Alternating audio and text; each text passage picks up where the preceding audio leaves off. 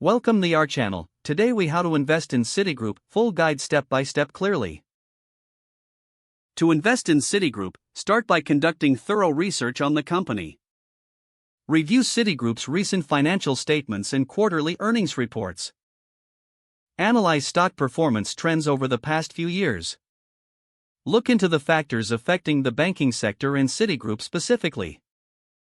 Once comfortable with your research, choose a brokerage platform to use for your investment. If you don't already have an account, sign up for a brokerage account. Fill out the required information, including your identification and financial details.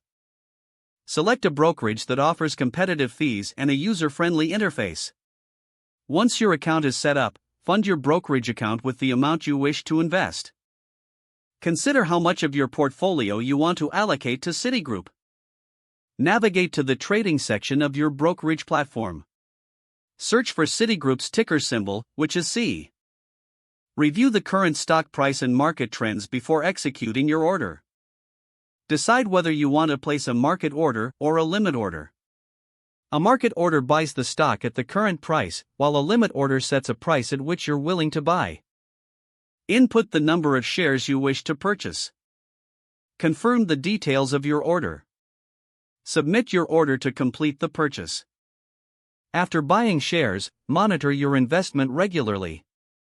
Stay updated on market news and Citigroup's performance. Consider setting a goal for when to sell or hold your shares. Review your investment strategy periodically to ensure it aligns with your financial goals. If the page does not load, refresh the browser or try again in a private or incognito window. Make sure you are using the correct email address, then retype it carefully to avoid small typos. If your password is not accepted, use the reset option and create a new strong password you can remember. Check your spam folder for verification or security emails, then complete any requested confirmation steps. Enable two-factor authentication if available to improve account security and reduce unauthorized access risk.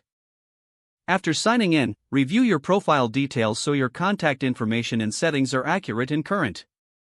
Don't forget to like this video and subscribe to our channel for more step-by-step tech guides.